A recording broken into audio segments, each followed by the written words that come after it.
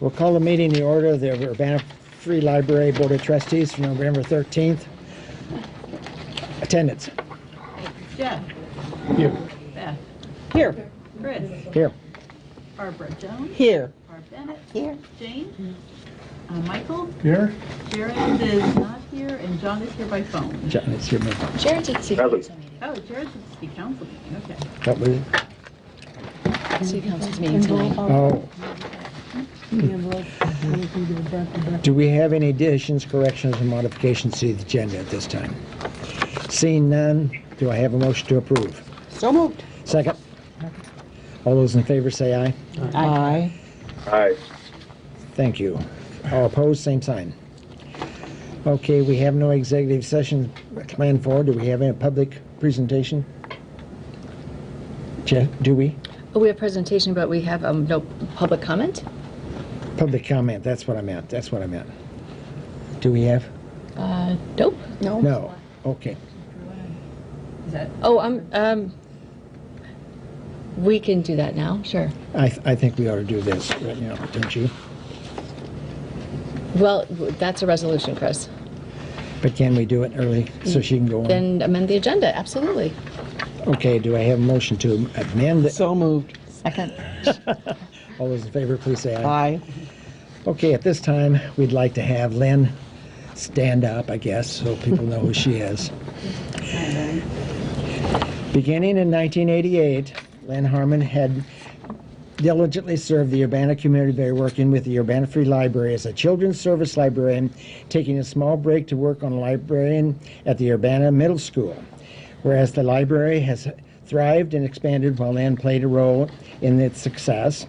Whereas Lynn has touched an untold number of lives with her excellent customer service, installing the love of reading and helping readers find interesting books to read, answering referral questions, purchasing interesting and engaging items for patrons to check out, including the craft collection, leading the youth DVD conversion project, whereas Lynn has engaged young people and their families with fun experiences both inside the library and in the community with the countless story times, fairy tale ball, battle of the books of Urbana School District, skits written for every year for the school district, Thanksgiving cookie feast, the New Year's Eve party, and whereas Lynn has influenced many people in the library profession by working with the American Library Association Office of Intellectual Freedom and by mentoring further libraries, many interns, and 24 practicum students,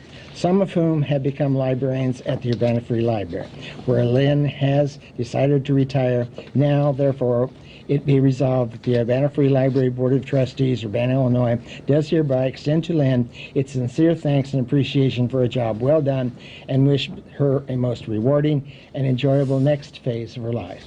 All those in favor, please say aye. Aye. Opposed, same sign. Aye. That's all in favor. Lynn, would you come up? Thank you. And we will miss you. You know this. Thank you. Thank you. Do you have anything you want to say? It's been a pleasure working here. I've really enjoyed it. I have this new grandbaby that I'm dying to be with a little bit more, so that's one of the reasons I'm retiring when I am. And anyway, I'd like to thank you all. It's been a great 30 years here. I started in 1988. Woo. So thanks a lot. Thank you. All right. Thank you. Very good. Okay, let's move on back into presentation. And we'll do a public comment as well. Don has. We have a public I comment? wanted to introduce all of you to our new IT manager, Drew Kenton. He's really gotten off to a great start right off the bat. We're making progress, we're moving, so we're really thrilled to have him on staff, and we expect more great things to come. Can you tell us a little bit about your background? Yeah, I work with Beth over at the University of Illinois for 7 years. We won't hold that against you. Not directly, but I was at the University Library for 5 years, and facilities and services for the last 2. Very good. So, Very good. Very nice. I like working for the public, and This is a great fit for me. And you obviously know library work, so that's a plus. Yeah. You got big shoes to fill, though, too. We had just lost a very important person, so. You'll do well. I'm pretty happy to be here, so thank you. Great. Very good. Okay, a presentation. You want me to go first? Who's presenting? I'll start, and mine will be briefer, and I don't actually have to go to a website, so I'm just going to hand this out. I'm just going to be, I'll just pass it in. It's a flyer.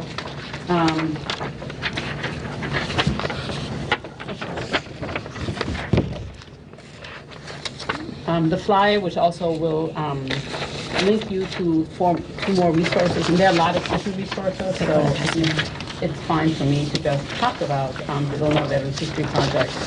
So the Illinois Veterans History Project was launched by Secretary of State Jesse White to create a permanent record of the names and stories of Illinois veterans This is supposed to be. and civilians who served our state and country during war, so that their contributions will not be forgotten. The Secretary of State established the Illinois Veterans History Project after the United States Congress passed a law in 2000 authorizing the Library of Congress to collect and preserve the histories of American veterans, civilians who served in wars from World War I to the present. The Office of the Illinois Secretary of State is a founding partner of the Veterans History Project. At this moment, nearly 6,000 digitized Illinois Patriot forms can be accessed in state libraries, Illinois Digital Archives. So that is simply a record of a veteran that served, that is also a resident of the state of Illinois. And approximately 300 streamed interviews are already available on the Illinois Veterans History Project YouTube channel. In addition to links to the individual interviews are contained within the State Library's Illinois Digital Archives, of which we are already a partner because the archives received a grant now almost 8 years ago to digitize a large collection of photographs and other documents relating to the built environment in Champaign-Urbana, so our presence is there. As part of this project, in addition, links to, yeah, that's fine. Right, I already just said that, I'm sorry. Part of this project that is also a wonderful addition is that the Illinois Court Reporters Association has partnered with the Illinois Veterans History Project to provide interview transcriptions, which is a very resource-intensive task when you are recording and transcribing oral histories. So at this point, and over the next 2 years, the State Library is providing training for Illinois library employees to help them reach out to their area communities and conduct interviews with local veterans. So the Illinois History Project is a project that is not necessarily, it is administered and managed by the State Library and by institutions like the Urbana Free Library, but you can participate in this project just on your own. So you can go to the site and download the specifications for not only filling out the information about yourself as a veteran or as a civilian, but as part of this project, but you can conduct your own oral history, or you can have a family member conducting your oral history, and the site gives you the specifications, and it gives you guidelines on how to upload your oral history. So it's really a community-based project, and libraries can be a participant of this project if they want to work with their community. And so therefore the library and library staff here at the Urbana Free Library is of course very interested in participating and partnering with the Illinois State Library Veterans History Project, and we're scheduled to receive training in an introduction to the terms of our participation early in 2019, which is when they have scheduled a call-in for us to be trained to help identify community members. And of course, archive staff is particularly interested in exploring this as an opportunity to highlight and further enrich our documentation of the history of Chanute. And so we're hoping in our promotion of this project and our partnership with this Illinois Veterans History Project that we will tie it to this important strength and important narrative that we have in Champaign County that's very unique to Champaign County. And we already hope that as part of the archives that we acquired through the Chinook Air Museum, already includes oral histories that were conducted by staff of the Air Museum. So we already have a small collection of World War II veterans that were interviewed as part of the museum's goals and projects. And so we hope that those oral histories will meet the specifications of the Veterans Project and become part of that archive. How will this work within your department? Are you headed it? Are you going to have somebody assigned that's going to be kind of the goalkeeper or whatever? You know, it depends. I mean, we met as a staff about this. I mean, we already do oral histories. So I've been, for example, I've been doing an oral history project with the League of Women Voters and also with the Illinois Nurses Association. And I've been conducting, not, dozens and dozens of interviews, but I'm actually conducting 2 next week with 2 members of the Illinois Nurses Association. We have had students conduct these oral histories as part of their processing projects here at the archives. So when we acquired the Robert McCandless collection several years back, the student who processed that collection, I encouraged her and helped her to prepare herself to actually do an oral history with Robert McCandless as part of the collection. So when we have creators that are still around amongst us, it's always a great opportunity to enrich that narrative with their actual voices and their contributions. So, the archives already, through Local History Online, if you go to Local History Online and search our oral histories, we already host close to 250 oral histories on our website. So the archives did oral histories in the 80s and 90s. And has done some, like I said, off and on. So all the Illinois Nurses Association oral histories and all the League of Women Voters oral histories that I've conducted are already on our website. So I think we will also, when we do these, conduct these particular oral histories, we'll make sure we provide lots of different access points. I'm all about different access points. Just because it's going to be hosted at the Illinois Digital Archives, people may not go there to find it. So we'll find lots of ways to promote it on our website, on the archives portion of the website, through social media, The News Gazette has done this for quite some time. Are we in any way cooperating with them, or the mere fact that we keep News Gazette in our files? Is that the only relationship we'll have with them on this? Right. I mean, this is not, yes. I mean, Okay. The News Gazette, we keep the News Gazette on Yeah. microfilm.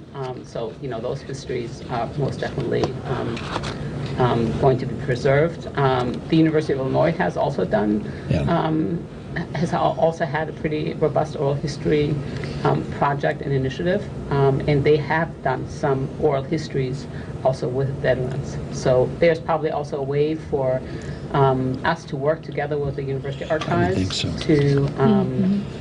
to promote this content across our institutions, and hopefully also working with archive staff, but also Lauren Chambers, the new program coordinator for the library, that we're already talking about ways we can develop some programs over the next 2 years to, again, that sounds promote good. this topic, promote these interviews, to meet some of the people that we're interviewing. So I think, and we have, an incredible archive of photographs on the topic, not just Chinook, but World War I and World War II even alone here in our collection. But I think most importantly too, I think this project is not just for those 2 wars, but there have been wars since, and those stories need to be preserved as well.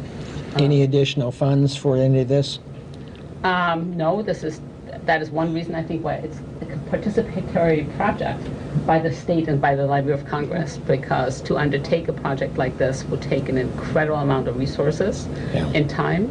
But we own, just in the archives, we own a very a tool, a recorder that is, very highly recommended for oral history.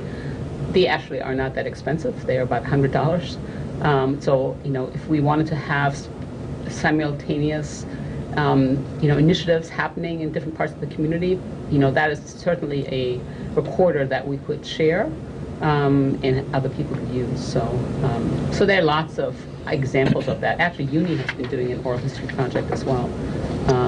And Edison Middle School did an oral history project of their community. So, it's a very popular and important tool. You saw lots of coverage in the paper of all kinds of units doing things yesterday, particularly. And, any other questions of that? And I'll update you. We're looking forward. It can be exhaustive. That's the reason I asked the resource thing, because there's lots of veterans around with Well, stories. I think also, as we were talking today, we have interns working on the student project. We have an apprentice working. All of them have expressed interest in working on this as well. And we always have practicum students. This is great experience. So we will always make sure to engage our students. And I do think the programming is terribly important, because like yesterday when we had, Sunday I guess it was, when we had the students at our veterans program, I sat at the table with the honor guard, and these kids all were very interested that I had served in Vietnam and all this kind of stuff, and they asked me questions, and that really was fun. I was glad I was at that table, but these kids don't know much about what to expect. Parents were in, grandparents were in the service, but they don't know much. So So- maybe you could be our, I was going to say, have you been interviewed? can you? No, can- I don't have any good Chris. stories. Oh, no, you need to be interviewed. I think this will be part of You the really project. do. I mean, So expect it. For those of you who don't know, I was in information officers and special services, so I had Jane Mansfield and Peter Arnett and such wonderful people like that. So you were going to make some comment about Jane. No, I No. just said You that said you had no funny stories. you had no funny stories. The first thing you talked about. Yes, is you're it's Jane. Jane Mansfield. Yeah. You're not being very truthful. Yeah. So, like I said, you'll be hearing. Okay, Thank you. thank you, thank you. Thank you. Okay, who's has the next one? Okay. I will try to keep this brief. I am going over Chapter 8 with you per the per capita requirements in your lovely Green Book. And Chapter 8 specifically focuses on reference and readers advisory services here at the library, which our librarians and information assistants provide on a daily basis. Quick question, if we have a sort of purple book. You don't have the green book, actually. Oh, okay. You've been given the link to it, but Purple. yeah. Ours is purple. Oh, Yeah, right. Are we colorblind? So in the text, standards are laid out, and I've broken them into two categories for you: the library as an institution, and then library staff.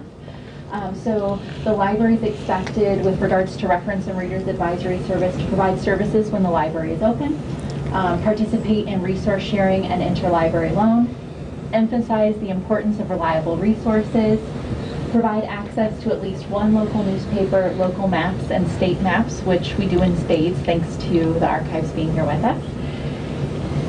Provide information about community events and resources, which we do in a variety of ways through our social media and community boards, and that we evaluate our services annually.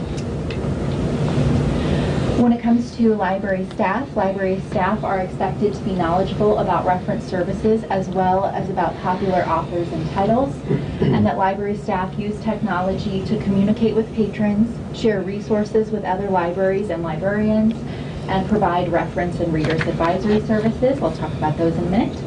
And library staff are also expected, because they are giving recommendations and providing information and answers to community members, to be involved in their local community, whether that's through a club, an organization, a council, or a combination of those.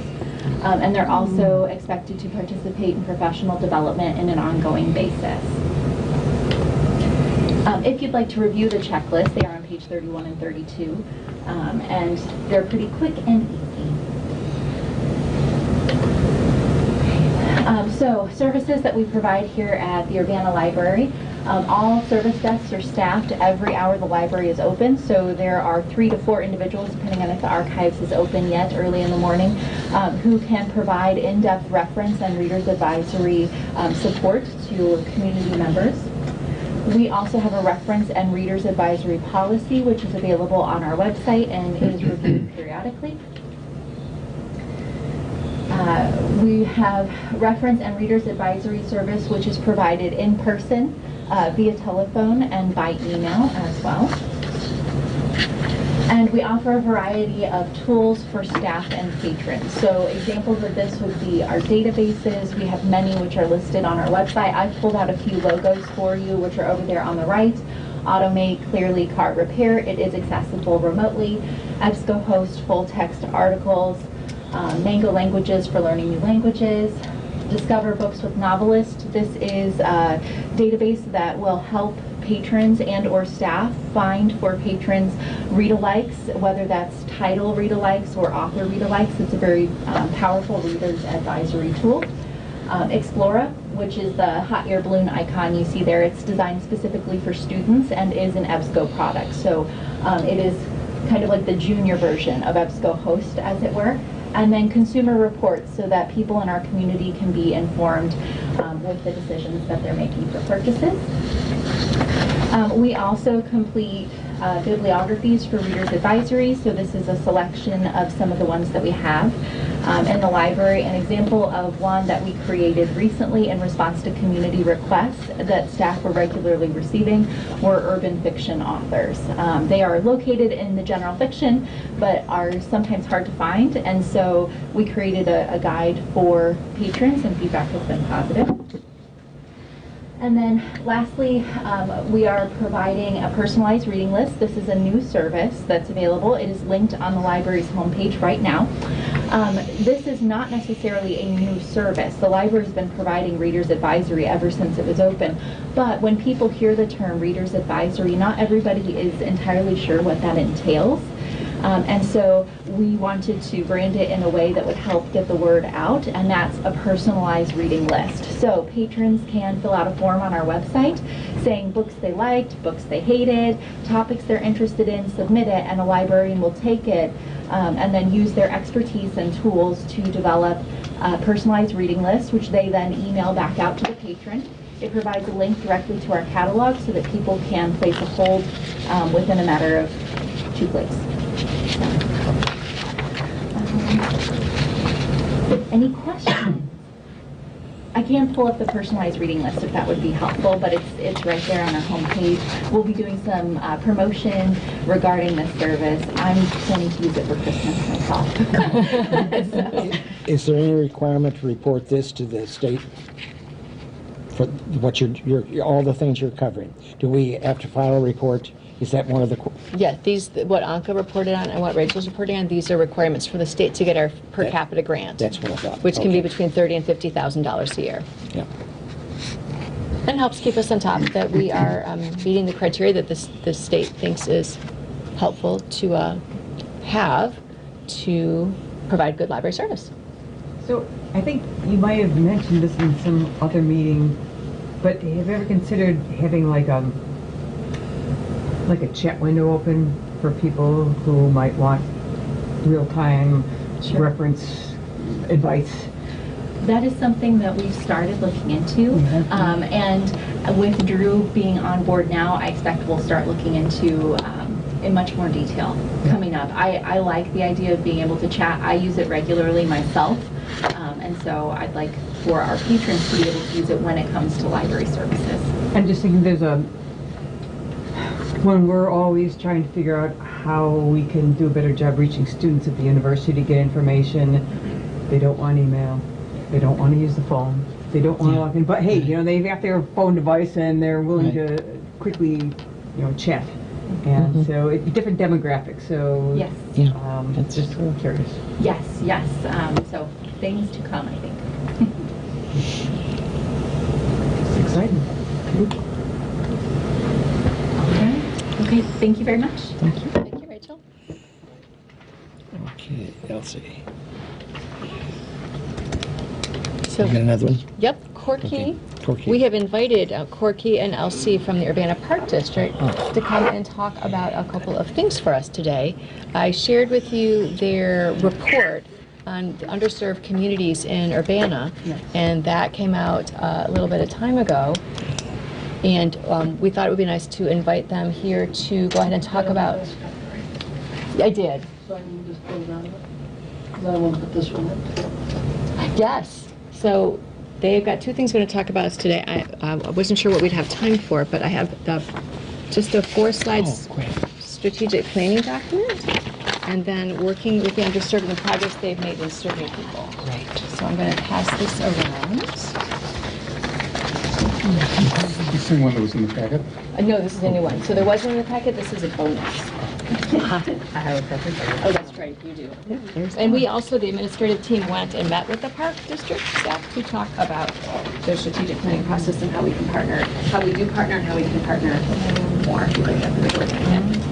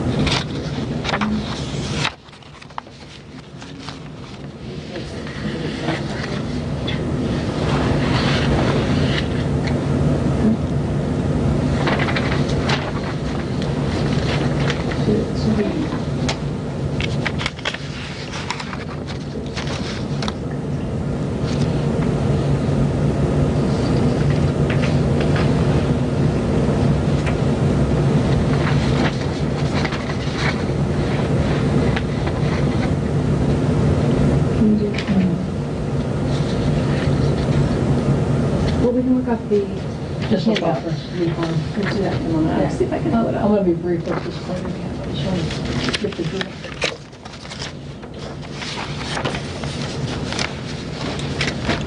Okay, thanks for having us.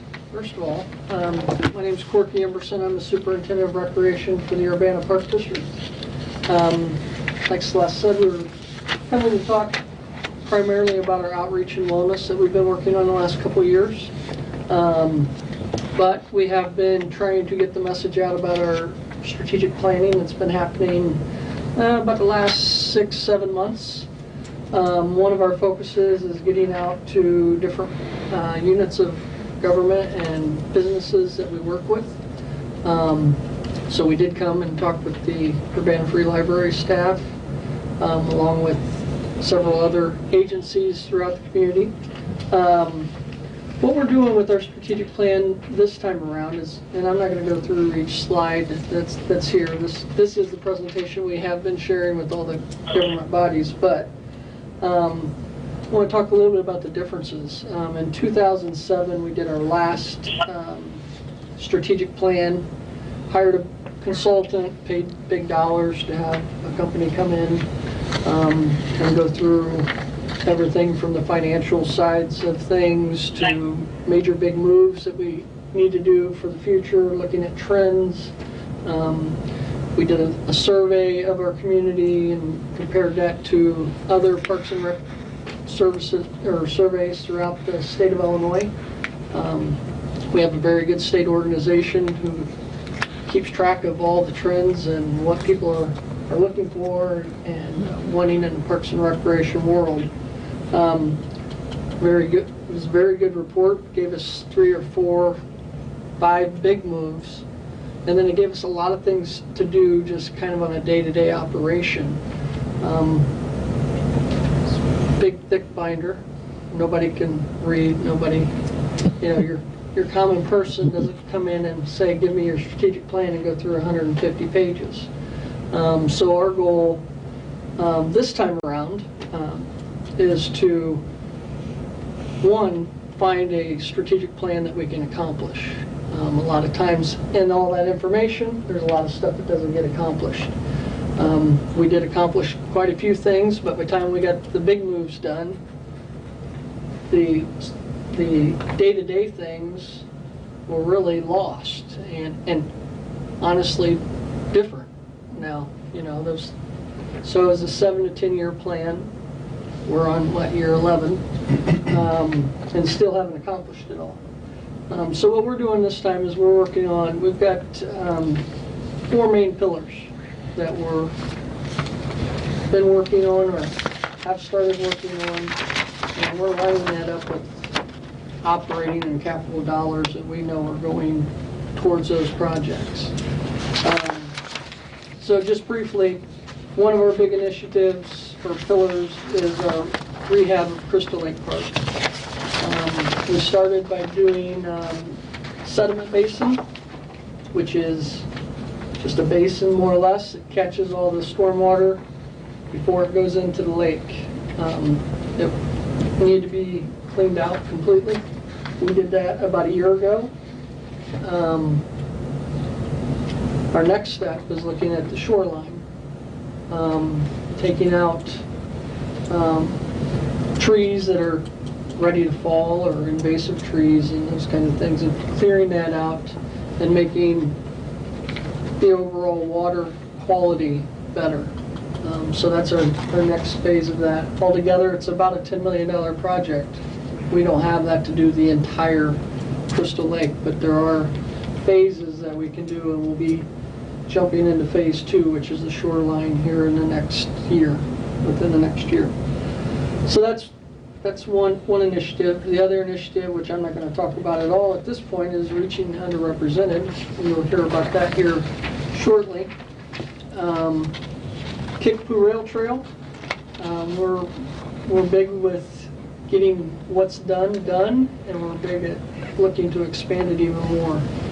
The Urbana Park District has myself, our executive director, and Derek Liebert, who's the superintendent of planning and operations. We serve on a KRT steering committee, and that goes from Champaign-Urbana all the way to Danville, to make it one KRT. We don't want people to think of the KRT as, well, the Urbana side, the St. Joe portion, the Danville portion, the Vermilion County portion. We want it one. So, along with planning, you may have seen we're doing a study for downtown Urbana as well. That's getting ready to kick off. So again, that's an initiative. We've got the start of a trailhead at Weaver Park. If you don't know, there is parking there now. So you can park there, and then at this point you have to get on Main until you get to it, but that option is there. The other thing is a health and wellness facility.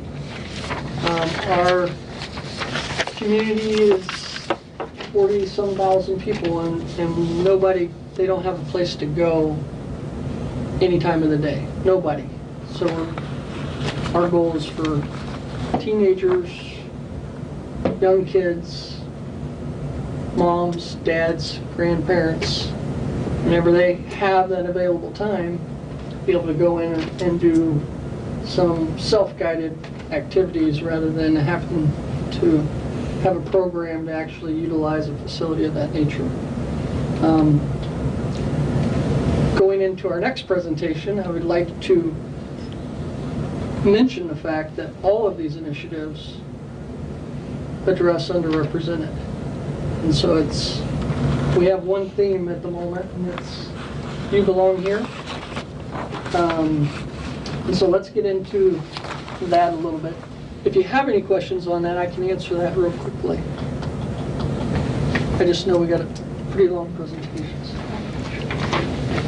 Moves time. So as they were referencing a packet, had you already printed out slides of that? No? What did we have so far? If we want more papers, what's another packet?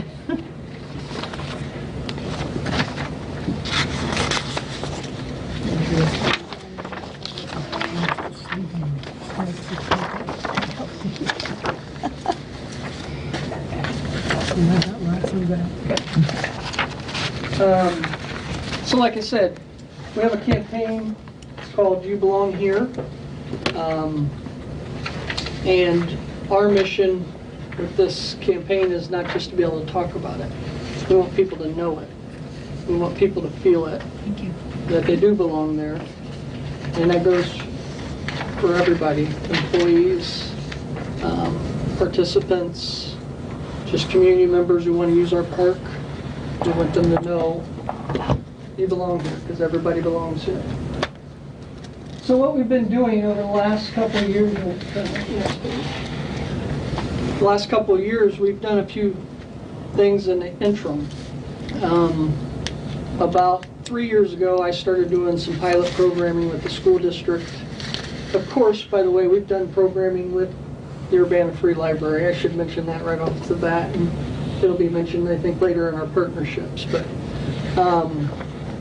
we started doing some pilot team programs, trying to reach, primarily the first one was an after-school soccer program at that time it was Prairie School.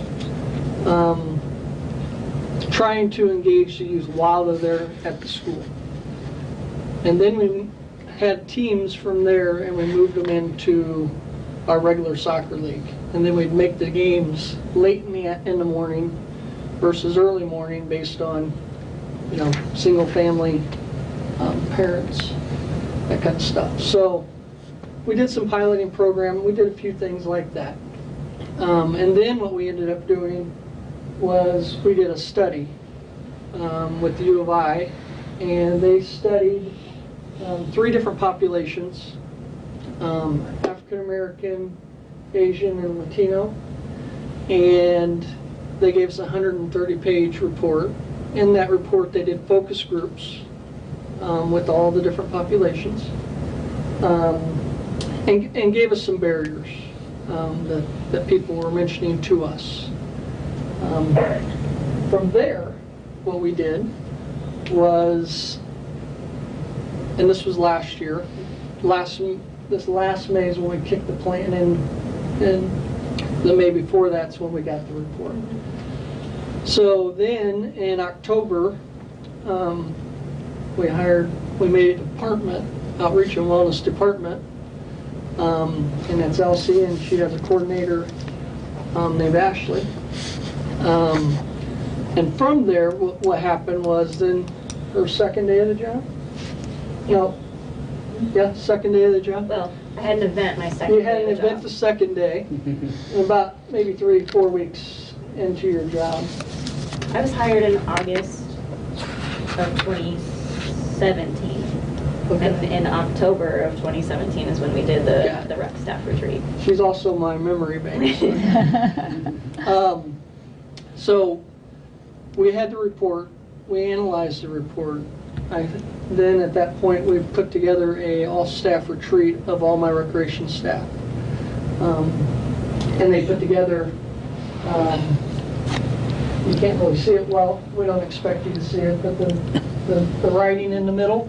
That's my massive amount of notes from the day. I set up a graphic organizer for all of our staff to just organize their thoughts based upon the study. Most of us, when we got the study, had read it, but it was my job to really break it down, and I broke it down, at least on that graphic organizer. Each column was for a different type of barrier that was brought to light, whether it be transportation-based, cultural-based, financially based, and then we had a whole other column for just other random barriers that were brought up. So you can see my massive amount of notes in there.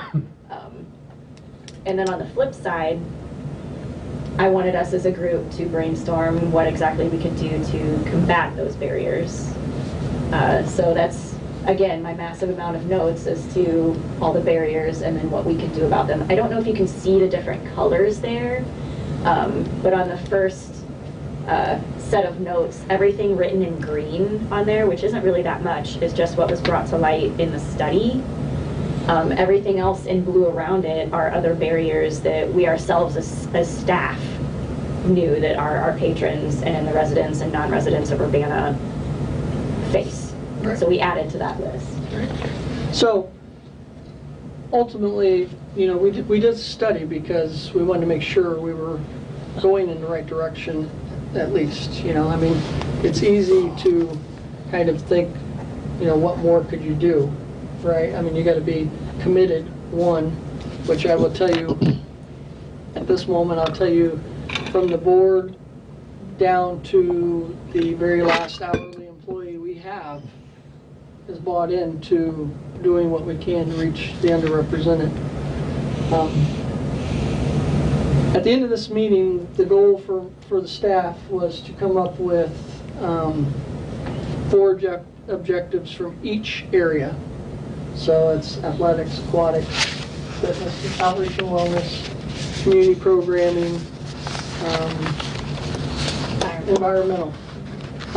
So they all had to come up with ways that they could tackle some of these barriers and create new programming in the upcoming year, because it was also our budget time to where then we had to budget for those as well. And then from there, I'm going to let Elsie talk about what we actually did. Okay.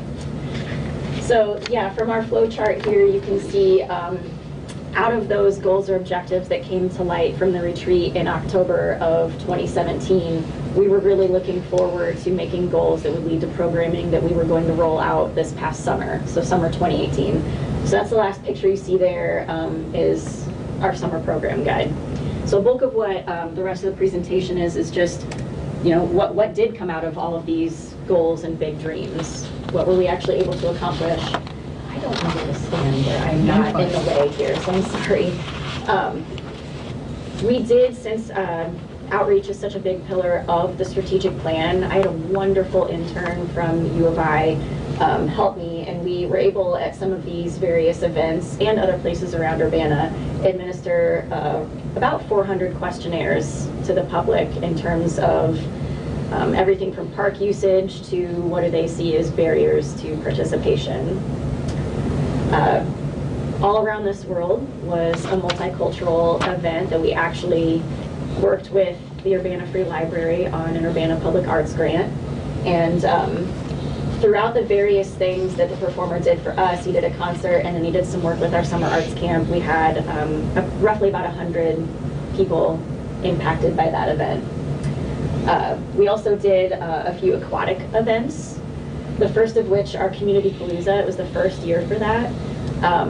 Wonderful event. I'm excited to say we're working on year 2, but we partnered with Champaign-Urbana Special Recreation, as well as Community Choices, which is an organization locally that works to employ those with disabilities. And the idea behind it was we wanted an event at the pool where all of the structured games and activities were actually developed and led by those with disabilities. So, and all the pictures you see here are actually ones that, for the most part, I took this summer at all of this stuff. So that's a group of some of our CUSR and Community Choices folks rating the cannonball contest. We had a great deal of fun with that.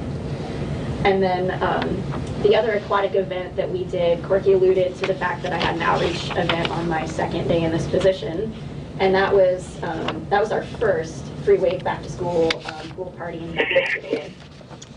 So the picture you're seeing here and the 135 attendance number, that was from year 2 this past summer.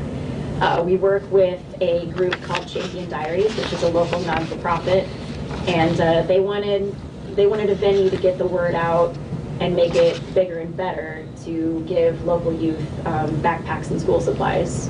So we were able to help them hand out 135 backpacks stuffed with school supplies, and then those students and their families got a free night of fun at the outdoor pool, Crystal Lake Park Family Aquatic Center, on us that evening.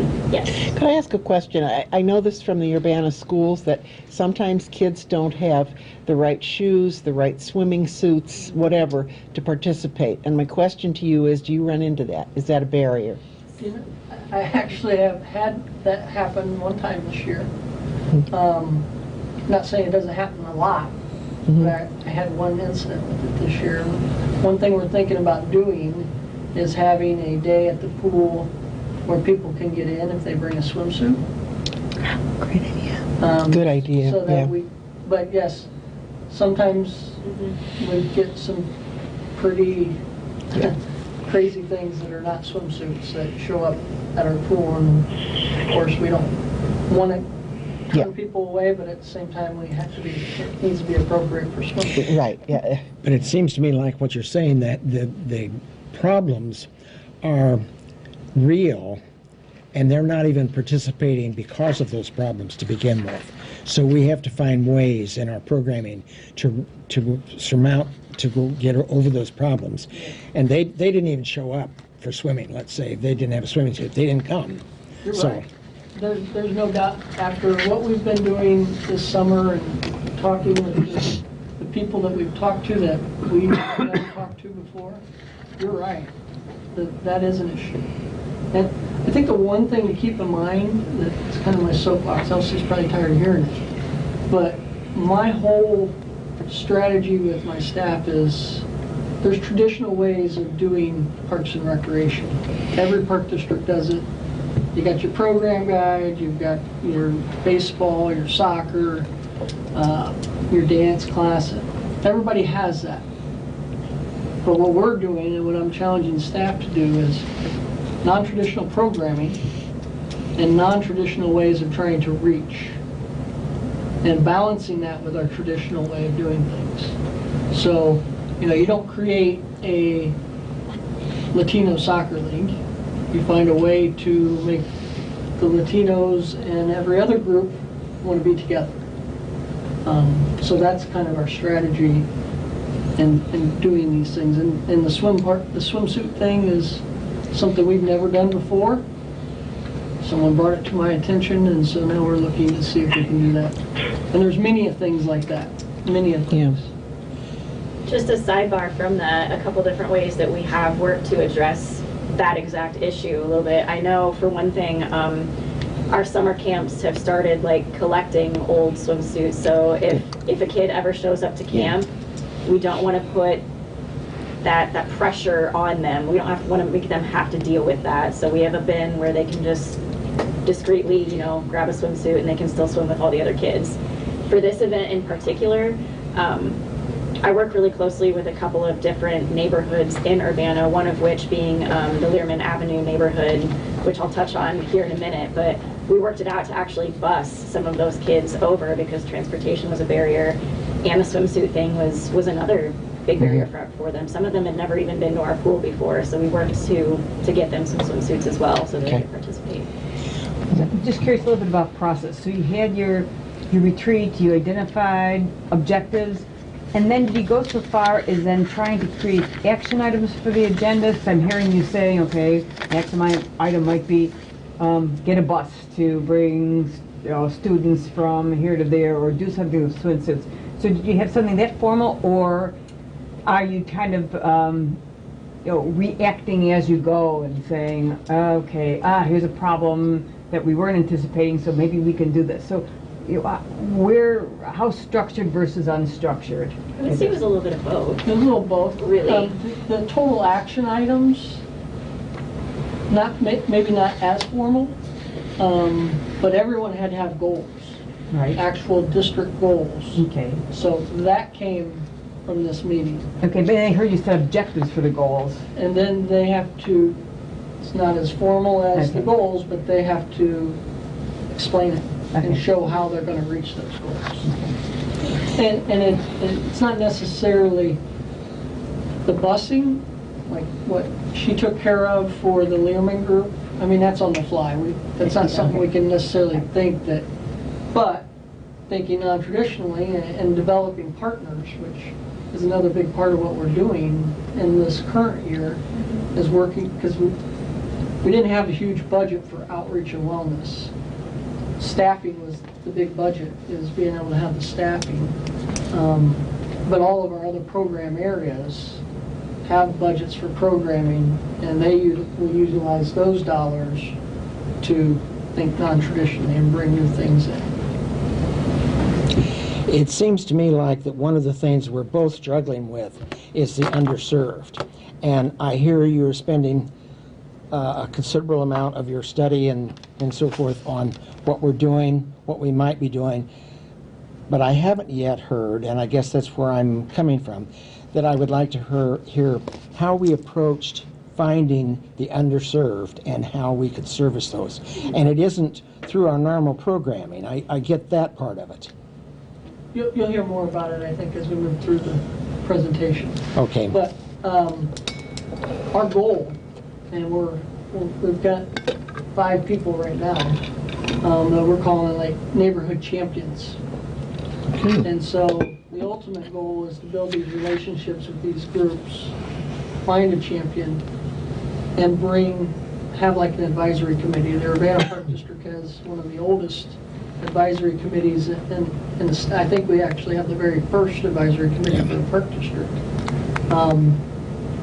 And have like an advisory committee where we can bring these champions together and help us with ideas and things we can do that can be community-wide versus going all the time to their neighborhood. I mean, that's the big thing. Mm-hmm. Take it out to them, and you're going to reach them as long as they trust you and you've built a relationship. And that's where we've been successful so far. But we've, Congolese, we've met with the church group that serves a lot of Congolese. We've got a connection there. We also have another Congolese person that is willing to help us. We have a Latino connection. But really the way to reach some of those populations is you have to have that champion that will talk about you and help you get to more of So how did you find the champions? It seems like sort of the key step in the whole process. A lot of times they find you, actually. The Learman Group, Tommy, before him it was Robin Arbiter. I worked with Robin Arbiter quite a bit. There's a gal named Micah Sullivan who's Congolese. My wife works with her, so I was able to make that connection that way. Lucia Maldonado, we've worked with her through the schools. I will say another good format or platform for meeting some of these neighborhood champions has been the Champaign County Community Coalition, because a few of these people have just been there on behalf of their neighborhood or their group, trying to find resources and connections because they need help. So, like for example, they keep calling it the Vater Silver neighborhood. They're kind of over there off of like Philo Road by like Salt and Light and Planet Fitness and all that area. Yeah. Really high need area. And what I would consider a neighborhood champion for that group, she was at the coalition meeting several months ago, just kind of advocating for what her neighborhood needs. She had the interest, she wants to better the area, she wants good things to happen there, and so she was speaking about an event that was kind of self-organized by her and a few other individuals, but she's made a lot of really good connections, us included, and we were there to help.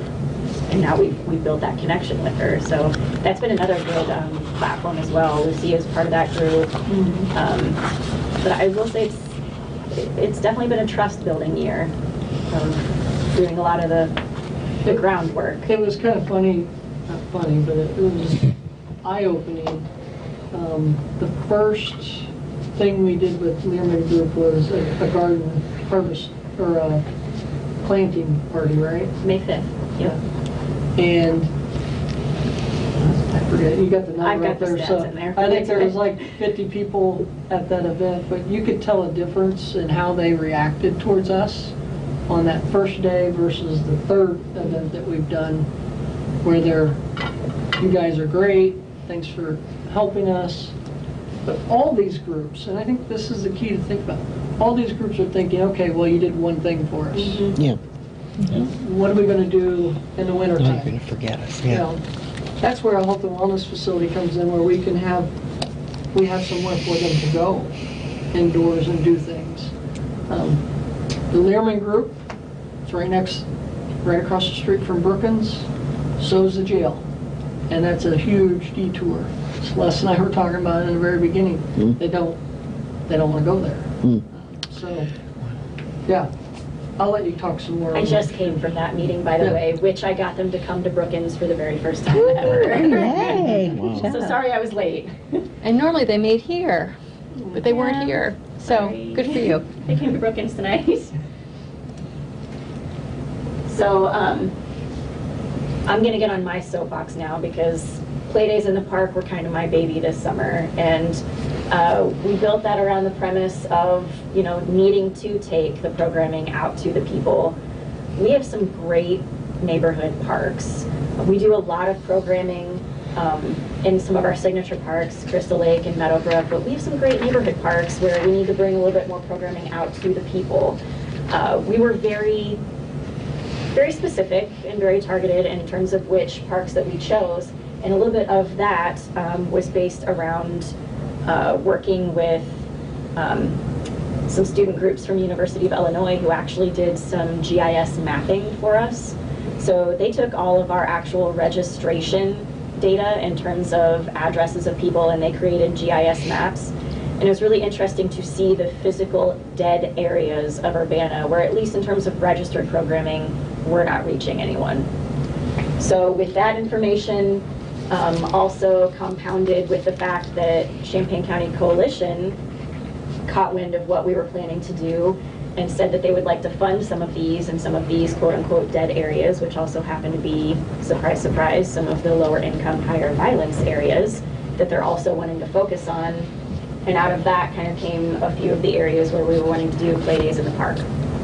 So as I said, the coalition funded some of these. We brought in bounce houses, a DJ, some Kona Ice. We brought in some of our own programming, such as arts and crafts. We had collaborative art projects at some of them where the art then has stayed in the parks.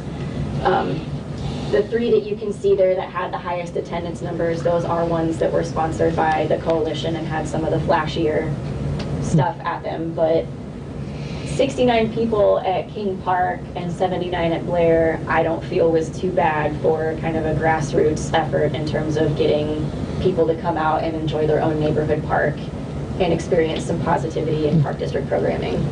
So they're kind of hard to see here, but another kind of side mission of the coalition is improving community police relations. So they did have officers out at all of these, but not necessarily like on patrol. They were out there playing with the kids, they were out there dancing with the kids. It was really great to see. So the first picture is actually the police officer like leading a line dance with some kids. And the other two, our community programs department actually, as I said, did some collaborative art projects where the kids and families contributed, and the art is now either already up in the parks or going to be up in the parks by next summer. So if you drive by Prairie Park, which is over by the Learman Avenue neighborhood, you'll see those big Urbana letters hanging up on the fence there. And that picture is pretty much all the kids that helped contribute to that, so it was really fun. You'll see she'll talk about some more things as we move through the slides. I want to make sure that I explain, because I didn't. We did an underserved study that talked about African Americans, Latinos, and Asians are underrepresented is that plus. We're the big picture. We took information on how we could reach those certain groups from the study, but our goal is much broader than just those populations, or those cultures. Yeah, I should have spoke to that when I talked about the graphic organizer from our retreat. The reason our staff was able to add so much to that is because we kept in mind that underrepresented to us is everyone we're not reaching. So that's why we added to it in terms of populations of those with disabilities, those who are members of the LGBTQ community, 50 plus, the bicycling community actually, which is what I'm going to talk about next. You know, Urbana is a gold level bicycle friendly community, and I don't see nearly enough people out on bikes in our parks, for one thing, and that's bothersome to me, especially since a lot of our parks are so conducive to it. And we're working on the Urbana Green Loop, which connects all of our parks. So we did some structured bike events, and we've kind of been building on that over the past few years, but this year was really special because we were using our May Bike Month concert event to make the announcement that Urbana Park District had been given silver level bicycle friendly business status, so woo, and also use it as the ribbon cutting for deeming Weaver Park as the trailhead and unveiling the new parking lot. So that was really cool. We had a concert. We invited all sorts of like clubs, shops, organizations out. We had about 140 people in attendance. And then people departed on a group ride on the KRT immediately following the concert. And we had one planned for the end of the summer in conjunction with our final neighborhood night, and it got torrentially rained out. Drenched. In As 2 well minutes, as the everybody makeup was day. soaking wet. It was pouring down rain. Yeah. We're looking forward to continuing those once it warms up again, too. Oh, and then all of our work that we've done thus far with the Learman Neighborhood Action Committee, or LNAC. They are a neighborhood group that has monthly meetings. They have a board. I go to every one of those monthly meetings, so again, that's where I was just at. A big part of how we've been successful with this group so far has been taking the programming physically to them. It's not even on our turf, and at least for right now, in terms of building trust, that's okay with us. It's necessary. This group in particular, if you read our study, did not have very positive things to say about the park district whatsoever. So that was another way in which we definitely were able to designate this as an underserved area.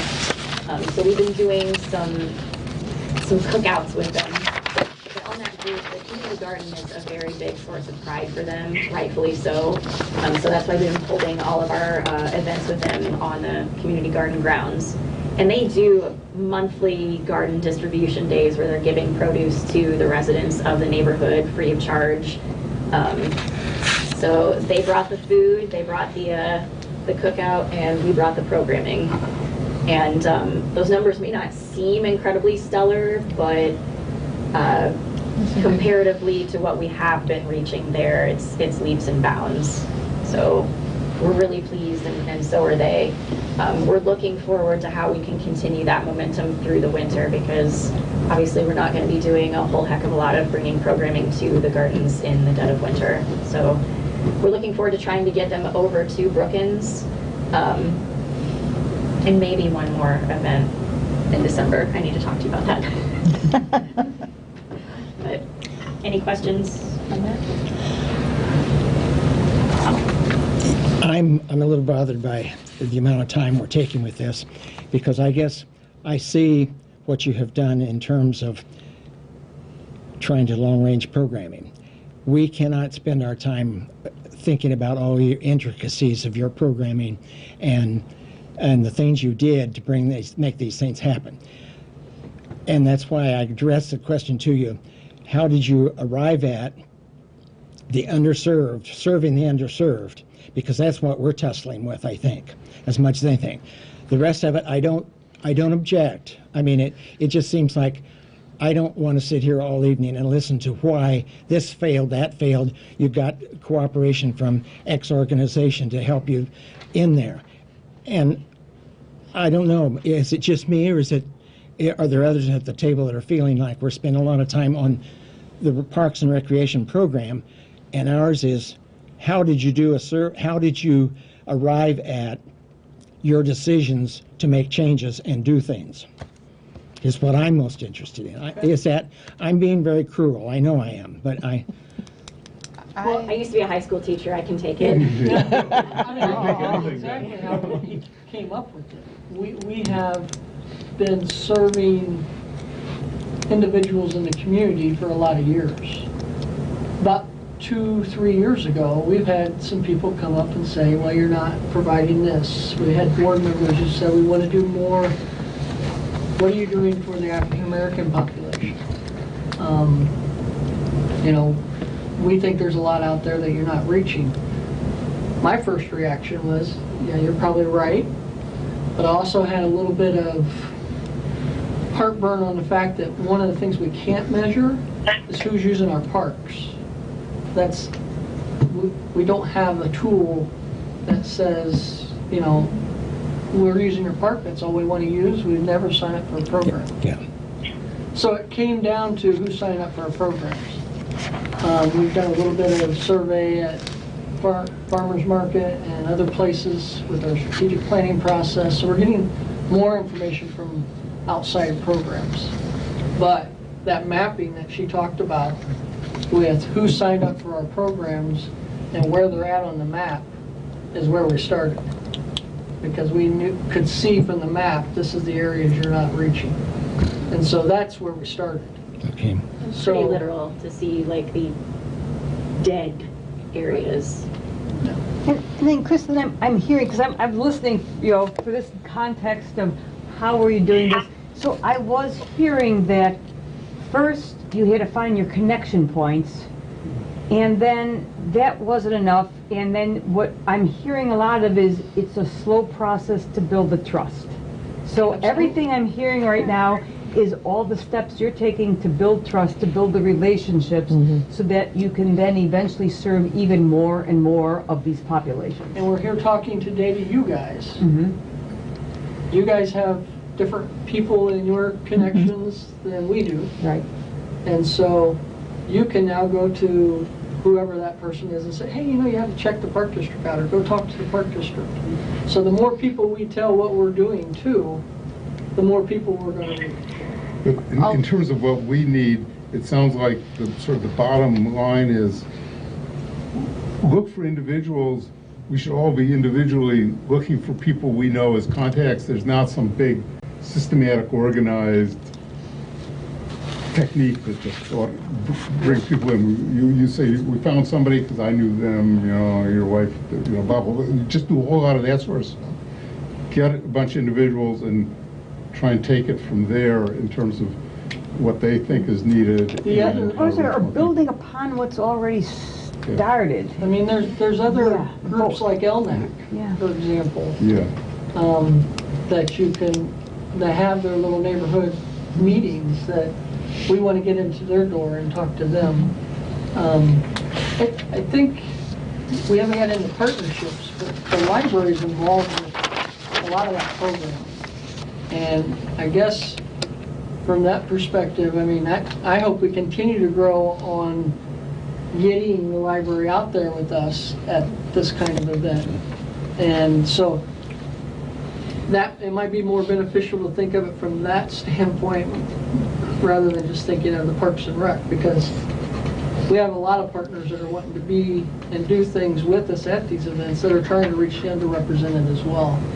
So I think maybe that context might be a little different. Yeah, I'm hearing that, because if you say partnerships, and give us an example of when you formed a partnership, finding individuals, give us an example of that. But don't run through the entire program, because I'm a loyal fan of yours, because Robin Hall is a good friend of mine. So don't tell me about Park District. But I don't need to know all the details of how the things worked, but I do want to know what the concepts were that you were used to make changes. And I want to hear how, as we do our strategic plan, a lot of what you're doing in terms of the neighborhood, getting the key neighborhood people, and some of your goals about inclusion, how we could build on that and or enhance it. Process. I'm interested in process, I guess.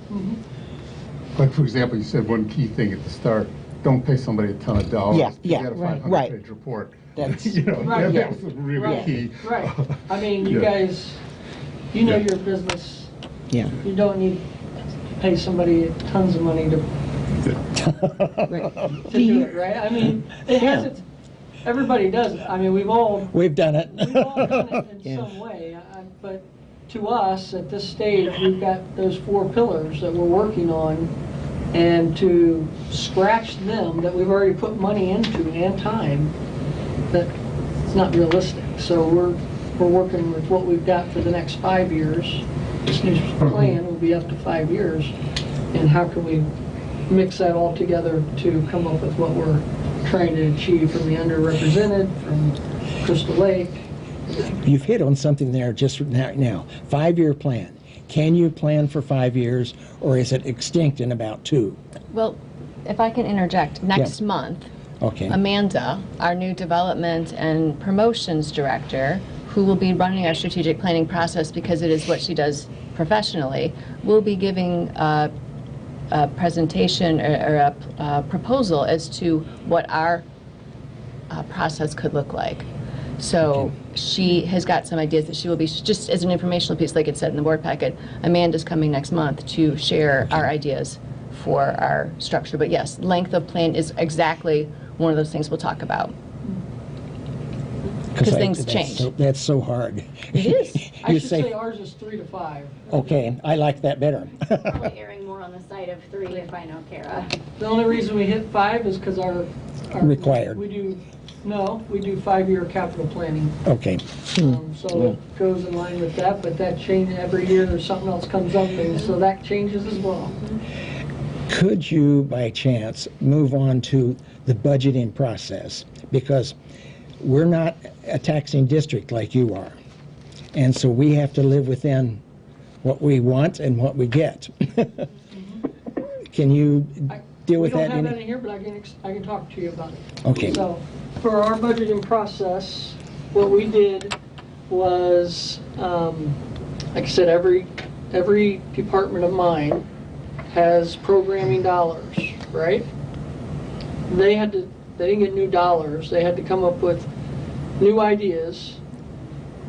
There could be programs that we used to offer that aren't offered anymore, but you need to come up with 3 to 5 ideas is what each department had to come up with.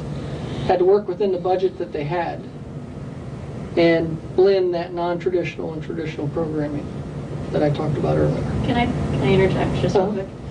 I didn't really dive too much into the rest of the retreat, but part of what he's talking about, at our retreat, every sub-department within rec was asked to come with a list of, over the past couple of years, every program that they had rolled out that they felt in some way was targeted towards reaching some of those underrepresented populations. Okay, that's good. And then from there, after we made our graphic organizer of all the barriers and what to do to combat all of those, then we had to go through and they kind of had to do like a red light, green light, yellow light exercise. And we actually went through and physically highlighted programs. Green was something that, like, yes, it effectively, we think, worked to target some of these populations. Yellow was maybe a program that kind of worked, but needs a little bit something different, some extra love. And hopefully now with our list of ways that we can combat these barriers, we're armed with what we can use to do that. And then if we highlighted it in red, it was just like, it doesn't matter what we do, like that, it's just not effective, it's not gonna work. And so from there, we were able to take some of the things that we'd already been doing, but now maybe with a mind shift and armed with what we can do collectively to combat some of these barriers, we were able to make things work in a different way. The soccer program that I talked about at the very beginning, that got axed because it wasn't working. So we had resources going to that. Now they were going to a new idea. We do a lot of matrix teams, and the idea of those matrix teams is to fail fast, try it. It doesn't work, get rid of it, try something new. Try something else. And that was the approach we took when coming up with new programming ideas within the individual budgets. For outreach and, I'm sorry, go ahead, sir. Oh, no, go ahead. I just From the got me some time pretty soon. outreach and wellness department itself, we did come up with about $10,000 for programming events, and those were things just like these: the play days in the park, the bike events for deep music and that kind of stuff. So there was a small budget that we were able to work into. What else we did? There was also a lot of giveaway type things. We've got a little wheel that we use at all of our events. People spin it and they get a little prize that says you belong here. Draws a lot of people to get the Sounds message. stupid, but it drew a lot of people into our table to talk to us, and then we could start the conversation about what they wanted to see more So, from so us. I totally understand not having the funds, but I also feel don't let that be a deterrent. But you can go for a referendum. You're going to go on the ballot this next year with an increase for the park district. We can't do that. So we've got to think creatively about what we're doing and what we're going to do and stay within. Right. We're not going on the ballot though, just so you know. Isn't We're there, not doing a referendum. isn't there a referendum this year on the park district? No, Okay, I was thinking there was. I'm sorry. no. So, yeah, But you do. We could, Yeah, you but we're can. not. That's not how Yeah. we're looking to do things. We're looking to do things with the non-traditional approach, with the funds that we already have available. And again, we're not tackling this with a lot of funds. She didn't use all of her funds that has available. We're using more of what we already have and finding new ways to divvy it out. That's, I like to hear. I would say that, oh, sorry. Oh, no, go ahead. Go ahead. Okay. I would say that partnering really has played a huge success in keeping our costs down. Okay. You know, like those play days wouldn't have had nearly the numbers that they do have if the coalition hadn't put up $3,500 to help us fund these things. So finding and aligning yourself with some of those community partners who do have the dollars that are wanting to do some of the same things as you and reach some of those same target audiences is very beneficial. And hopefully you guys know this, but Urbana Free Library was at some of our play days. Oh, I'm sure. Yeah, which was great. Which is also another bonus for you guys being a part of us as well, is And don't you have being to a part find of that us, kid. so. Right. Yeah. You have connections we don't have, and we have some that maybe you haven't had in the past, or events that we can tie on to together. So you don't necessarily have to find all those champions. Jeff, you had It's been a big one too. Okay, so I just have a few quick process questions here, so I won't prolong this. So the study that you did, that you paid the money for, is that available that people could look at, or is that a... Celeste actually has a copy Okay. of it that she can... Then- Emailed everyone. Then was the thing that you sent out in the packet with like a general summary of, remember that a couple of meetings ago? It was like, was that that study, or was that based on the questionnaires? That was the 7-page, like, executive summary of the Of the 110-page 100 document. Okay, and then the questionnaires you did, that was a separate thing for you? Yeah, and that was birthed out of the fact that we knew we were wanting to do a strategic plan, and I knew I was wanting to get more information that- from these people about outreach. Is that available? It is. I mean, it's Okay. it's a generic. So then, tools. the GPS maps? I mean, I have them. They're not like available for public. I'll talk viewing, to but- Celeste, maybe we could talk about it. And then you said the areas that you had, that your programs are into: physical education, environment, aquatics, and what were the others? Oh, like our recreation Yeah. subcategories? Yeah, so we have an aquatics department, athletics, environmental programming, Oh, athletics, environmental, yeah. community programs, outreach and wellness, which also encompasses our fitness programming. And then, actually, we didn't mention it, but another big portion of what we did at the retreat, our marketing department is actually part of our recreation department. And so marketing was there. They had to come up with goals as well because, Those are things that really didn't cost any money. It's just a matter Okay. of how you get the message. and yeah, And then things like arts and dance, where would they fit in with they fall under community. community? Okay. And then, how do you compare to the Champaign Park District? Are they facing the same They're issues doing that lots you- of outreach. But I mean, are they, They don't have a separate department, no. and it's not one of their major goals for the year, or for, as far as you know? I think it's probably. know more about I that think than I would. I talk with Jamil a lot. I know they do a lot with the city of Champaign to offer block parties and those kinds of things for outreach.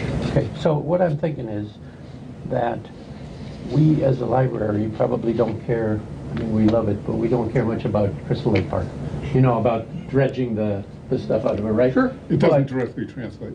Well, no, but it seems like if you talk about the business community, the parks, the police, the city, in that article was in the paper about the city setting strategic plans, and they're going to target the Philo area, and the business community, which probably is also facing the same thing, that perhaps on this one pillar of your multi-part thing, we could do something more concrete instead of all trying to assess the needs and do this. I mean, like, are we going to go through the same thing they went through to find out the same things when really, we should know where the need is economically and linguistically and all sorts of things, and it shouldn't be that we're all out there doing independent things. Operating in silos. But it seems like just sort of saying, well, let's invite the the library to come to this park event, that doesn't seem very coordinated. It just sort of like happened chance. I mean, I think there's an occasion there for us to sit down and do some more serious planning about that. I mean, I think we do that, I guess. I know we do that because we do the welcoming week activities together.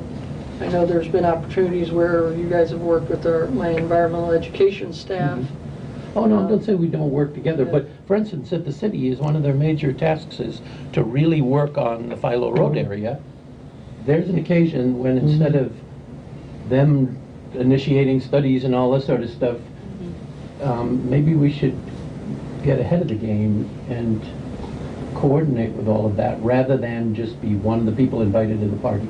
You know what I mean? Sure. Okay, I'll stop now, but I mean, Well, I think there's and stuff in here. terms of the underserved, I'll bet you your underserved are some of the same people we're feeling And underserved. the people that we seem to be able to get into the library for reading and family things, and we seem to have a knack to reach certain populations, whereas maybe the Park District doesn't because they're more physically based and things, you know.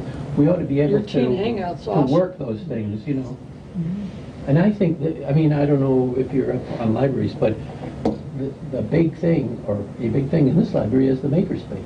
That should be a Park District thing. You guys should be doing that, you know? You got people that need that all over the place.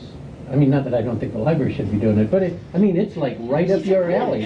It's right up your alley, and it's sweeping the country, you know? Well, those are the kind of trades that we should be able to make with you, or, you know, help you, you help us. Well, I'm glad to hear all of your comments because you can't take care of underrepresented by yourself. No. We can't do Right. it by ourselves. Yeah. The city's not going to do it by themselves. And the schools, too. And the schools. And the schools, We've yeah. all got to do this together as a community, or we're only going to touch the iceberg of what's out there. Yeah. That is why they are invited here tonight. Yes. Because Yeah. we I are think- collaborating and coordinating. Yes. And we wanted to hear what they've learned Yes. doing this study and then having a year and some after of doing some steps to reach out and what are they seeing in their experiences.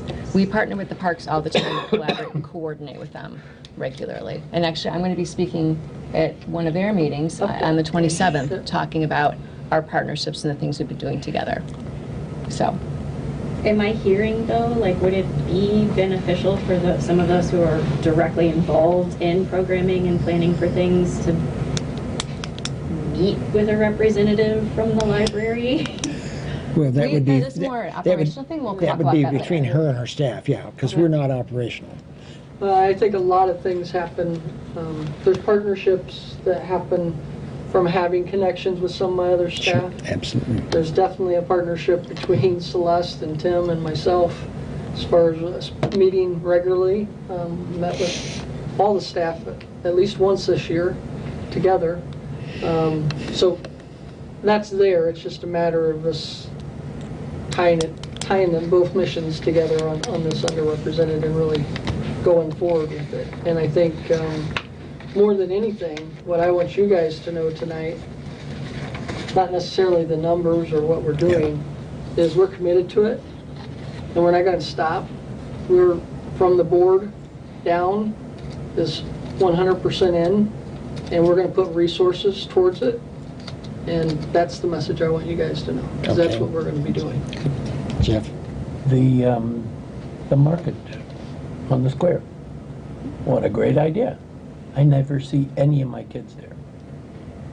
It's transportation, it's this, it's that, it's they've never been, it's whatever, you know, but I mean, like, it's not just I mean, the city has The farmer's issues market? all over the place, you know.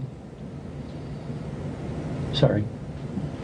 I spend my day yelling at people. Do you work with the kids and school? stuff, I'm and- sure you work with the schools, but I mean, yeah. This after-school program called Splash, Yeah. which I know you guys do some stuff at that too. We do primarily all the recreation programming for Splash. So if we were to have, when we have our retreat, in terms of partnership, we know the library, you, the schools, Urbana, the city of Urbana. I mean, I'm just trying to figure out, Champaign County Coalition's huge. okay, I'm just There's trying to all figure out kinds who we different should be thinking about. Representation in the The coalition. stakeholders. Thank you. Yeah, Yes. right. Yeah, Yeah. thanks. Sure. Is there anything else on there, John? No, Or was it more programming? Let me just fly through this real quick. It sounds like the strategic. I will tell you though, outside of the programming, translation is hard for us. But we do now have a Spanish-speaking employee and Lucia Maldonado, who's our champion for Latino culture, gets the message out that when those hours are, that we have that translator. So that's something that we've done. Another thing that we are in the process of doing at the moment is we heard a lot about culinary or dietary type programs. Our James room at Phillips, which is the very far back room, is connected to a very small kitchenette that was tight, wasn't really used for a kitchen, didn't meet ADA requirements. So what we're doing is making that whole back room a demonstration kitchen. So we're going to be offering some classes and programs and also allow it to be rented out. The other thing, There wasn't really much else. oh, I had another thought. I'm sorry. The other thing that we're doing, which to expand on what our underrepresented is 50 and plus. We have also formed a partnership with Clark Lindsay Village, who has a mission to provide resources outside of those who live at Clark Lindsay. And so we now have a joint staff person. They work at our office 3 days a week, 2 days, it flips back and forth. So, but he is he does a lot of tech help right now. He works with our senior potluck group. He will be helping and organizing some more trips and planning for those kinds of things. We just got a connection with the Salt and Light, and we're working, they've got a tech room now. And so what I would like to do is get Jacob, who's our tech guy, or our age-friendly resource specialist. I'm going to try and get him set up to where he's in that lab, serving customers. I'm not worried about if they're 50 and older. I'm worried about making connections with those people. So those are some of the things that we're doing. Again, some resources so far, but a lot more resources come down the road because that's what we're focused on. Thank you very much. Thank you. Thank you. Other questions? Yes. Those are both yours. Those are mine, yep. The next item on our agenda is to approve the consent agenda for a board meeting of October 9, payroll of October Wait, 12. also November 2nd. For minutes. Oh, for There's 2 minutes, minutes October there. 9 and November 2nd. I'm sorry. Thank you, Celeste. Payroll for October 12. Payroll for October 26. Payroll for November 9. Bills for October 19. Bills for November 2. And bills for November 9. Do I hear a motion to approve the consent agenda? Is there a second to that? Second. All those in favor, please say aye. Aye. Opposed, same sign. Thank you, I forget. Gotta be sure I'm breathing. Yes, you Yes, are. right. I hope you heard our discussion here, too. I don't know whether it was loud enough for you. About every third word, but that was. That doesn't do it.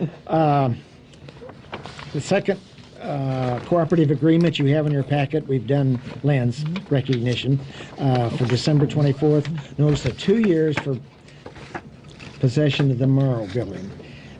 I mean, we ought to explain this, that we have to go through this every time. So do you want to give it? So with a map, sorry for not including a map because, of course, you know all the buildings on all the block, right? So on the, we'll start over with on the southwest corner, the little building that's now the Bluebird Boutique that used to be a gas station, that is the Morrow building of which we're speaking. If the library wants the foundation to ask the city to purchase it early, we have to let the city know, and it's a 2 years notice because they're renting it out. The library staff do not recommend asking for it early for the reasons I listed. The city has a tenant. The tenant is successful. We have no immediate need for that land right now, and it seems like it would be best to not pay extra money when it will come into the library's possession in 2026 anyways. So That is, again, the building in the May I southwest please corner. have your attention? The Tepper building is at the top. That's The where Urbana Free the library Library will annex, close in also 30 known as. minutes. The Patrons who wish to apply for Tepper or renew building, library card library annex, is where should the come to archives are stored. circulation desk And so that is in the next 15 immediately minutes. to the west, which is that way. And then we have the main library building. You'll see the little blue section here. I mentioned Church Alley, that little blue section that bisects the building. I have a document that shows that engineers back so many years believed that it was officially vacated by the city, but no one can find the official documents. That's great. So we are making sure that that is done officially. And how is that going to take place? It goes to city council. City- We put in I put in Okay, a okay. request That's what I wanted. that looks like this, Okay. saying we would like that alley vacated for the library to be aligned with the PIN number of the building at this location, and it will go, and they will hopefully approve it, because it would be awkward if someone wanted to reclaim that. So, in any case, the Morrow building is in the corner. So it's the staff recommendation that you vote to not request the foundation request the land now. Do I have such a motion? So moved. Second. Second.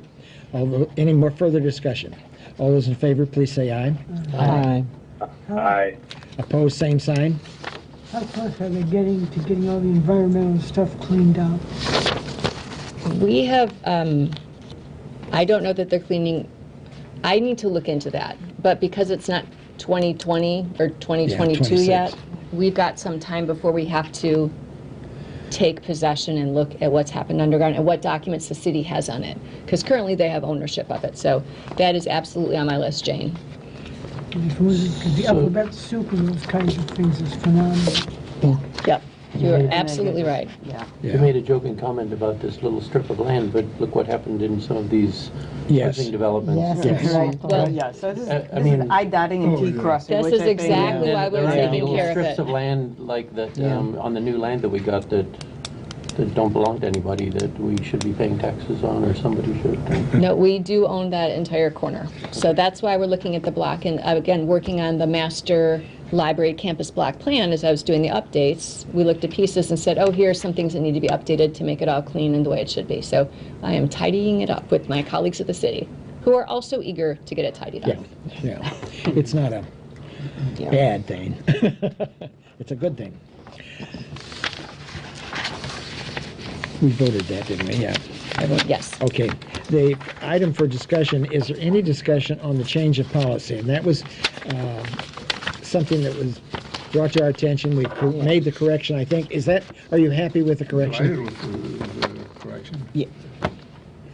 It reduces the number of words. Yes. And it's very simple. And I think it makes it much more simple. So, Yeah. but we will hold that off and vote the next time. This so. is the workplace violence policy. Yeah. Yeah, I'm delighted that obscene is crossed out. Okay. That's That's such a strange word by definition. Nobody knows. yeah. That was Right, it. well, and it's Definition a just- term of law that has to be determined in the I know, courts but I anyway. see it kind of You know, thing. yeah, exactly. And I might say that That's what you suggest. Jeff is working on Right. bylaws, and I think that one of the suggestions that's being talked about, at least, is that we would be able to vote on motions like this tonight. But since it's not really, we have to vote on it next time. But in the future, Jeff, that is a good idea to make short My idea, I mean, editorial kinds of things. We ought to be able to vote on. but apparently it's not a state law that you can't put it on the agenda, talk about it, and vote on it the same night without violating the law right now, yes? It's in the bylaws that when the board looks at policies, unless it's a non-substantive change, you do it over 2 months.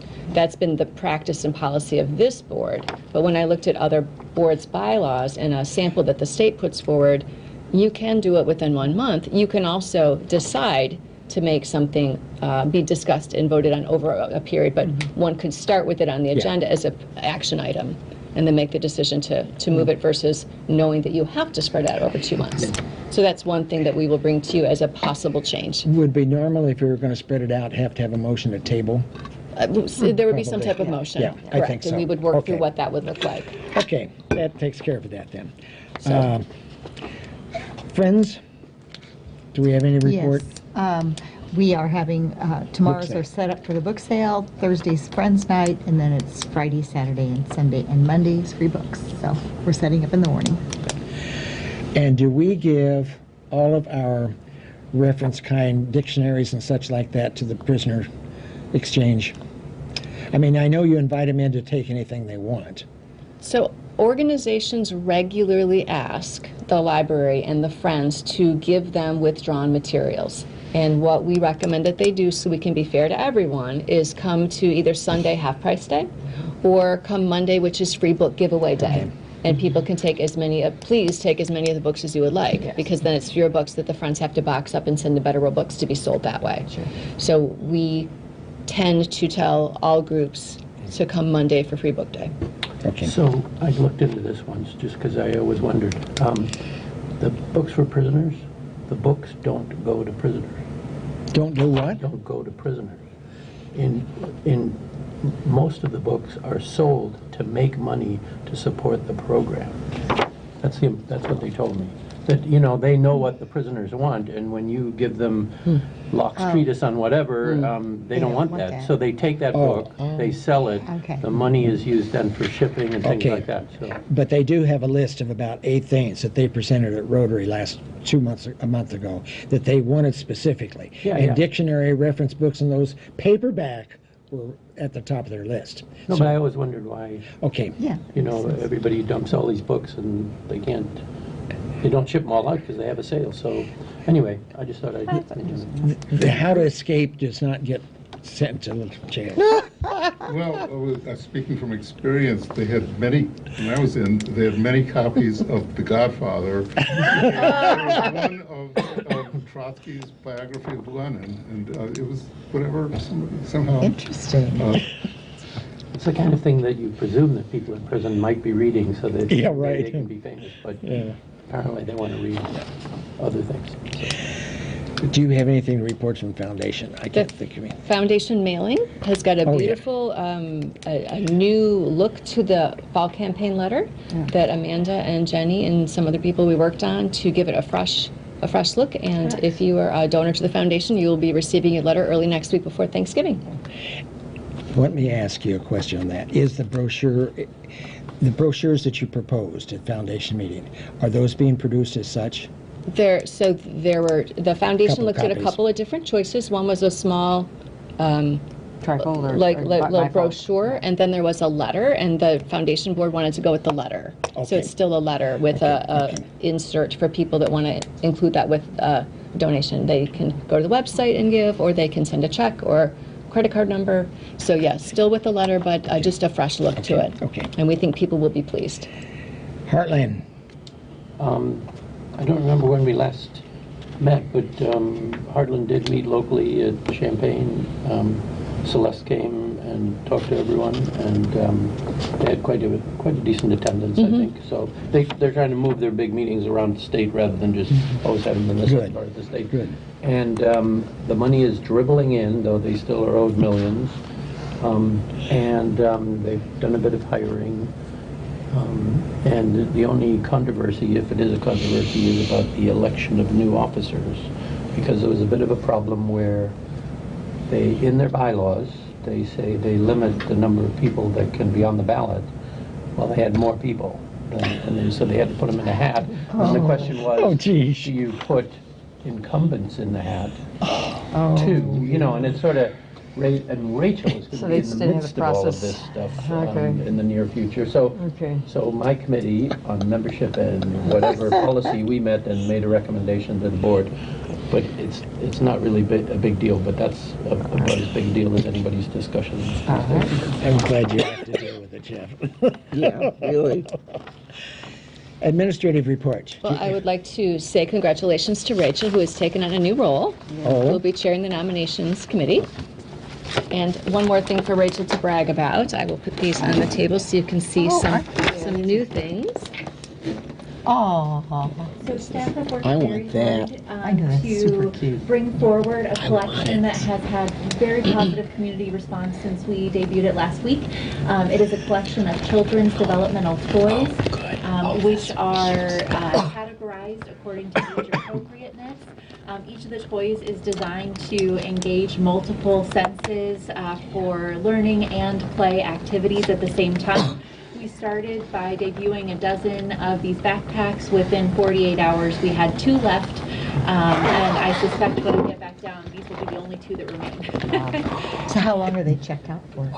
The same as all of our other kits, and you can also check out as many as you can with all of our other kits. And they're going to individuals, not to organizations. Being It's going checked to card holders, so in general, individuals, but it's possible that somebody could check them out and take them to their daycare or their classroom. Yeah, that's what I was things of thinking. that nature. Daycare centers and such, do they have same access to it? If they have a member of their staff who is a card holder, Okay. absolutely. Because I could see that get to Or I think, do you do anything more special than what you do for like the musical instruments, or just because of the age group? Are there any extra steps? Sure, absolutely. So when these kits are checked in, a pop-up window prompts staff to put them in a designated area. The items are then cleaned with baby-safe antibacterial wipes, both the item and the backpack itself by volunteers. And then it is returned to the circulation desk for check-in, and will continue circulating. So it's cleaned after every single borrow. Uh-oh, we just We just contaminated it. we played with it. We'll put it back through. Good answer. Give it a good once over. That's great. Other things. I have a couple of sheets of volunteer activities for the different departments and activities. If people want to see this later, I'll be happy to pass them around. You had asked for what kinds of things do people do in the department, so I printed off a couple of months worth of sheets with no names. Is this something that would be on the website as such, or what? Nope. No, because this, within this is an Excel spreadsheet that we use to tally, to put in. But categories, are they on the website presently? Well, sure, they already are, because we have Okay. those job descriptions. Okay. Yep. And then, sorry, Anka has something to say as well about porch. The porch, Yeah, the well, porch. 2 updates. English Brothers commenced their project on Monday.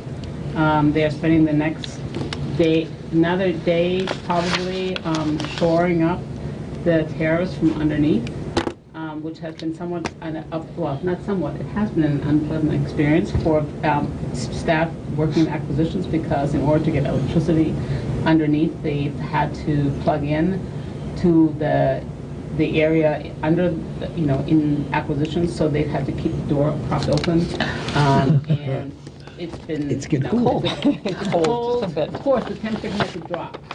Like Of course. Monday. Of course. So it's cold and very musty smell. So I've been working with Brian Robertson, who manages acquisitions staff, to allow staff to work in other places in the library, or to change their schedule. And we hope that by the end of the week that they will be done shoring up. They also did today start removing the mortar off the north part of the porch and removing some of the railing. And we made a last-minute decision, which is going to work out much better.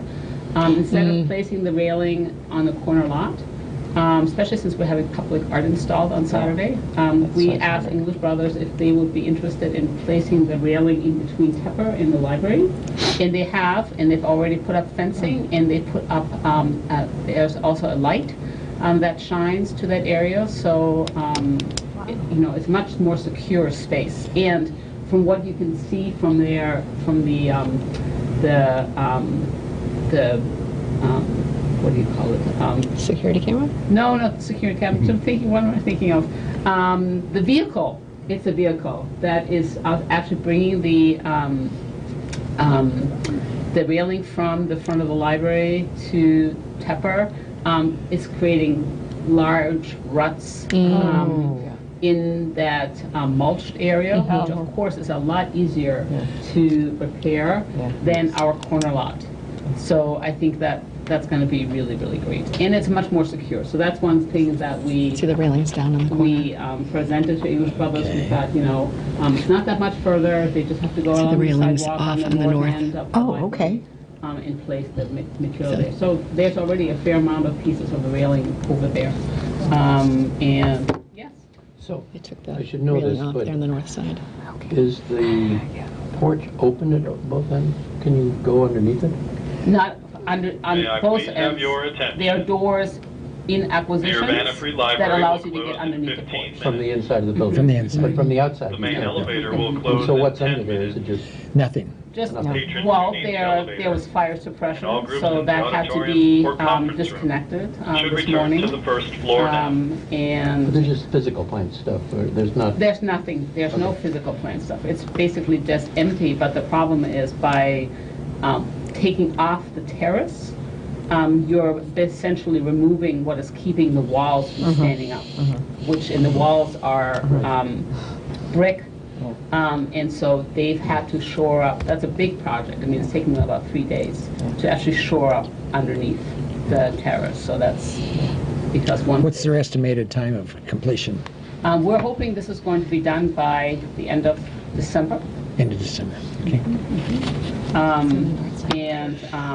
We have, of course, staff is affected and patrons are affected. So, I have created a timeline for staff, and we are also putting something on the website with a timeline because we will be closing the sidewalk in front of Race once, they are, get into the project further.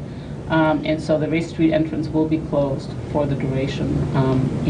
Well, it's nice, they've started at the corner of the porch today, so we didn't need to close Race yet today, even though we were planning on closing it today, because they're moving, in this one of the positive outcomes of you moving the railing to the Tepper area, they don't have to use the sidewalk going south.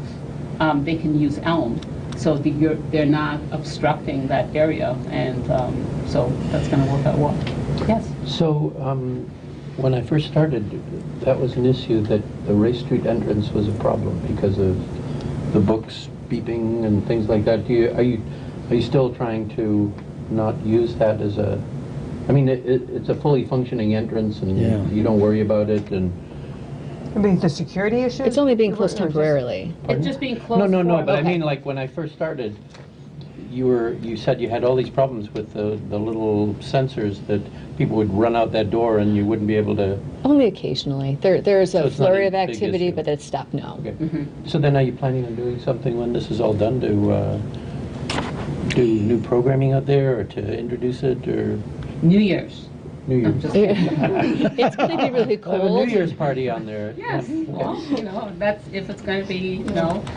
No, but I mean, if you're Depending on improving the it, weather, yes. if you're improving it, you should tell the world so that people realize. I bet a lot of people don't even think you can get in that way. Yeah. You'd be amazed. This is part of celebrating the 100-year anniversary of the old building. Refurbishing, refixing the porch is part of that, and we will absolutely Go celebrate it over and and look at let the it. Springer building, gorgeous building. There's beautiful entrance and all the sculpture and stuff. You can't get in that door. I've seen people go up and knock on the door. They don't want to deal with it, so they just keep it locked. And you have to go around to the back and go in the back way. So. While we look forward to a grand opening of the Race Street entrance, and we'll absolutely celebrate. We are taking pictures of, the work, so we'll be putting It should be updates on like the quite Facebook the page. entrance. It's on the city. It faces Lincoln Square and all of that sort of stuff. It ought to be like the entrance probably for It's not accessible. for pedestrians. And so, yeah, I know. And then we will get new porch furniture as well. So that would be another thing to celebrate a little bit later in the season when it's warmer. From an energy point of view, I'd rather people use the other entrance. A little coffee shop under the. Oh. Anything else? Yes. Sorry, you Oh. thought you were done with the per capita? Not quite. I don't know if you all remember last year, but Jared did Jeopardy! Yes. For the trustee facts file. Well, State Library would like you to review 5 more chapters this year, chapters 6 through 10, but you don't have to discuss them. That's the difference. They just want you to review them. Okay. So I put together just a list of the chapters and a link, and then you just have to initial or cross off as you read each one. They're just a couple pages each, so hopefully not very long. And then if you have any suggestions after you read them, you have the opportunity to do that there. Another thing that they want the state was asking, I had told you about, last month was the educational requirement about reaching patrons who have disabilities or challenges and watching a webinar. The final, what we gave you was their initial wording. When the final application came out, it didn't say all trustees, it said at least one trustee. And I want to thank Michael for having, he has been our at least one, so it has become optional for the rest of you. So I still have a list of all the ones on the back that I sent before. I will email this to all of you tomorrow so you have the live links. And still would encourage you, most of them are about an hour, but it's no longer a requirement for that part. The trustee facts file, still a requirement, unfortunately. But if you could bring this with you or email it to me by next board meeting, that would be fantastic. So I'll just pass these all out. And again, I'll send this again by email tomorrow so that you've got the live links to the various pieces. Celeste, is there any videos that we are required that we have not fulfilled watching? Board members, do you have a record of, every year we have to watch certain sessions? Every year they ask us to have the board and the staff do different things, and so we tape that on a year-by-year basis. And Is that so, strictly here? so this is what you must do this year. There's no other?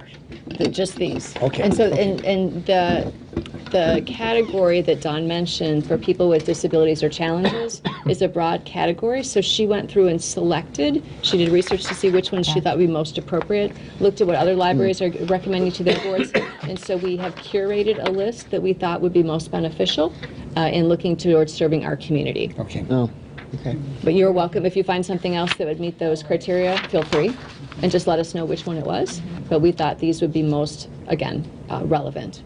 But if you And a good do use of your decide to time. watch one, if you could let me know the title, because that is something they want us to report.